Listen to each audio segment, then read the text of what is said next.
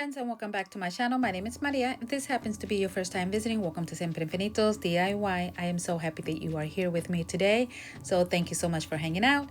Also, today I'm going to be sharing with you how I made a sugar skull for Dia de los Muertos. So with all of that being said, let's begin. Okay, so as you saw there, that was an old skull that I had purchased from the Dollar Tree maybe about a year, if not 2 years ago. And I never got around to finishing it, so I figured that it would be perfect to make my sugar skull. And of course, all I'm doing here is just wrapping the entire thing with white clay. You can use any color that you choose to because they do come in different colors. I just showed to stick with the traditional white skull. And pretty much what I'm doing here is just wrapping the entire thing. There is lots of clay, so you want to cut as much as you can. And if you feel that you like it ripped a bit or it's too thin, you can also, while the clay is still soft, you can mold it around. If that makes any sense, you can you'll start noticing in a bit how I'm like right there, I'm rubbing it in. Try not to rub in too deep because then you can rip it, and that's something that you have to try not to. I did a couple of times, but as always, clay is forgivable. So I just went in there, as you will see right there. I just went in there and start, because I had so much, I just started smoothing it all out and combining the clay all together. When I was trying to mold the top, I had to be very careful not to press too much pressure on it on the bottom, because I noticed that I was making like deep dents, so I had to be very careful with that. So a spoiler alert with the eyes, instead of just doing the yellow ring, what I showed you there, I wind up covering the entire eyeball from the inside, not the eyeball, the inside where his eyes would have been, with yellow. So now what I'm going to be doing is I'm going to be making a flower. And I'm going to be making the traditional flower that they bring to, on the Dia de los Muertos, that they bring to the cemetery. And it is a marigold, or in Spanish is also known as a cempasúchil flower. And I'm so happy that I was able to pronounce that, unless if I mispronounce it. I'm so sorry. But anyways, so this is the closest that I can get to making that flower, because I am just also learning how to make flowers. Once I have more practice, then I'm going to be making it exactly how it is. But as of right now, this flower that I'm making represents that flower.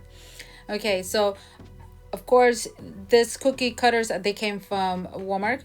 And if you don't have those, you can just pretty much use any cookie cutter, or like the small little one that I showed you there, that not that cookie cutter, but well, yes, I guess it is it was perfect to make in the petals.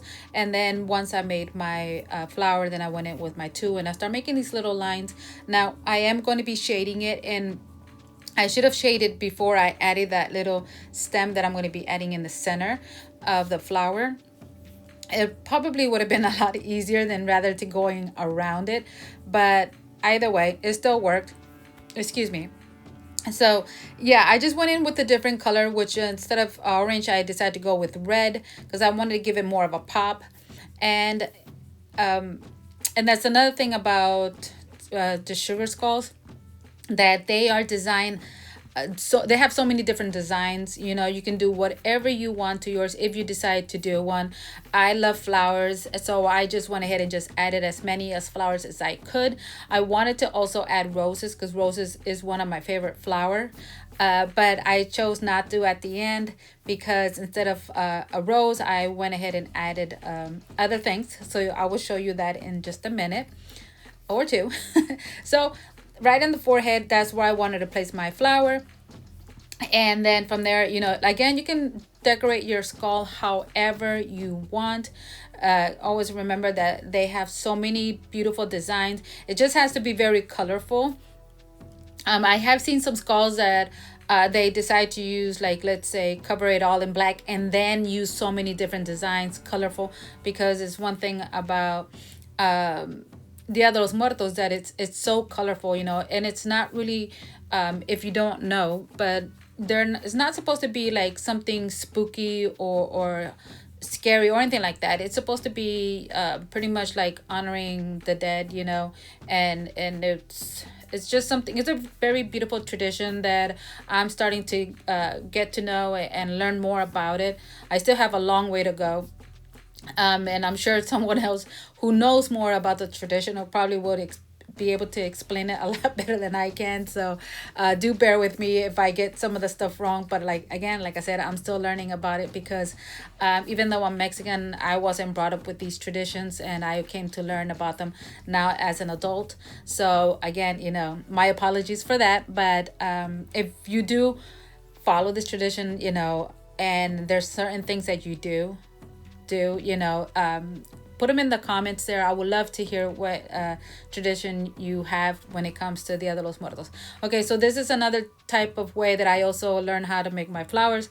And again, this is just me making the petals. So what I did here is just made the one that's going to go in the center is going to be a little bit bigger, and then I'm just going to roll them out like little teardrops, and then I'm just going to connect them. So it's going to be the big is going to be in the center, and then it's just going to go as it goes away, it's going to go smaller and smaller. And I'm only going to go instead of going like a full flower, it's going to be half of a flower, because when I learned how to make this design, and I have made it already on my birdhouse, if you remember that, or on my cakes, I fell in love with this design, so I started making it ever since I learned how to make them, and it reminds me so much of Mexico. I'm sure there's a name for it, but just right now at the top of my head, I don't know it.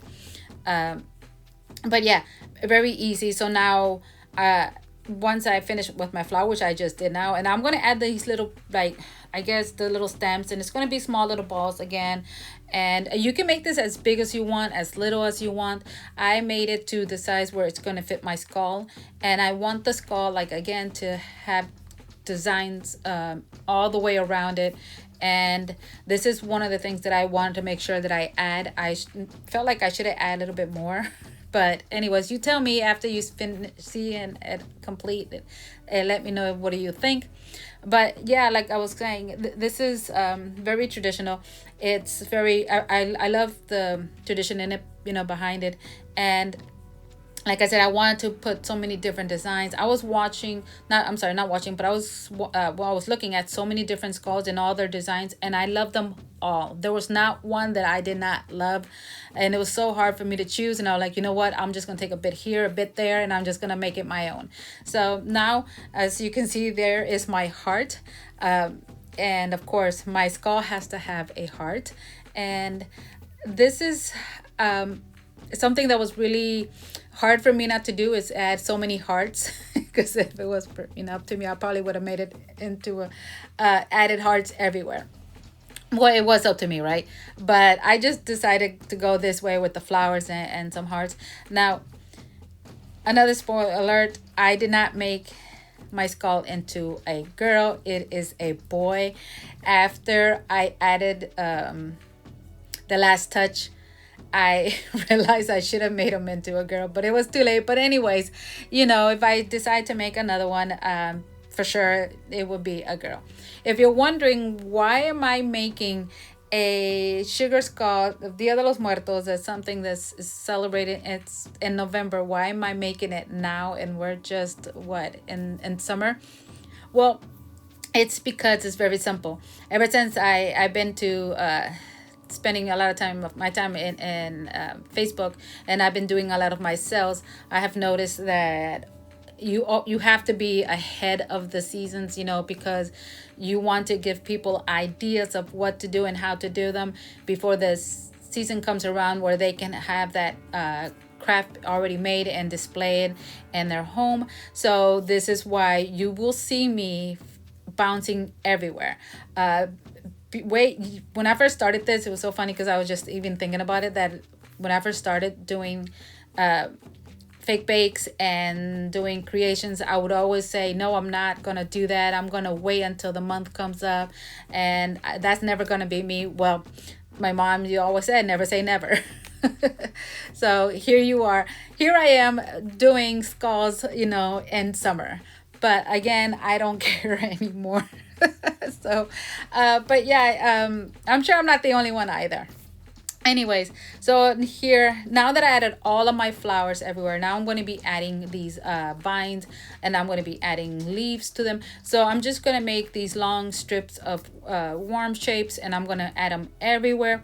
They're going to be zigzagging, you know, because again, a vine doesn't go straight, they go everywhere, right? So then once I add all of my vines, and then I'm going to add the little leaves, I'm going to use that same teardrop shape cookie cutter that I shared with you how to make the flower, that one right there. I am going to use that, and here I made some leaves, and then very simple, there I am showing you how to make a leaf. That's how simple that was. And then I'm just going to add them to my vines. Now on the tips or at the ends of each vine, I am going to add a little ball, and which is going to be a bulb, and of a different color of flower that I have here, because each one is supposed to be that flower growing, and so that's what it's gonna be mimicking. So I'm just gonna add those all the way around my skull, and here it is. See, I went ahead and added, I just covered the entire inside with yellow, and I'm sorry I did not share that with that part right there that I'm pointing at, but it just the same way that I made the flower. See, and look how pretty this is coming out. I really love how all of these colors combine so well with each other. And I also just noticed that my heart is not in the center. But I bet you if I would have not told you, you probably would have not noticed it. All right, so now coming to the teeth, I have noticed that when my clay was drying, it was losing the design of his mouth or the teeth. So I waited until it dried a bit, and then went in with my ink pen, and drew in some teeth in there. And now that it's completely dry, I think I'm going to go in there again and make it a little darker, because it was not as dark. And it's very easy to do the teeth if this happens to you. It's just making like the letter U and going all the way around, on top and on the bottom, upside down, as you can see there, and then just making a straight line to connect all the teeth together. And that's how easy that was. I was going to use clay, but because this is so thin and I'm not using any glue, it would have been hard for me to get that clay to stay there, and I would have to made it a little bit thinner than this right here. So there I am making the mustache now, a strip. This is when I'm like staring at him like, why did I not make him a girl? But I can always make another, right? Okay, my friends, I was really staring at him, and I felt like he was way too empty in the front of his face. So I just decided to add a couple of more designs in there. And what do you think? Really love how my sugar skull came out. It's ready for Dia de los Muertos. So my friends, as well, this is the end of the video. Thank you so much for coming in here and hanging out with me. I hope I inspire you to make one. And if you are not subscribed or following me, which just means the same thing, I hope you consider in doing so. Also, don't forget to leave me a comment and share. And until the next time, stay safe, be kind. Bye.